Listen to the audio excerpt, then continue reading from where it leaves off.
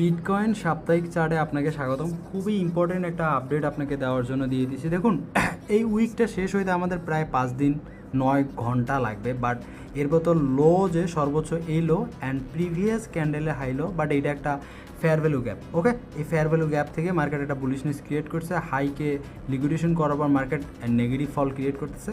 তো আমরা বলতে চাচ্ছি যে এই লো অ্যান্ড এই লো, এই দুইটার মাঝে আমাদের একটা বড় এন্ট্রি লেভেল আপ ক্রিয়েট করার অপশন রয়েছে এবং চাইলে আমরা এখানে ক্রিয়েট করতে পারি। অবশ্যই এন্ট্রি লেভেল আপ দেখতে পারেন 111920 আর 110529, ঠিক আছে।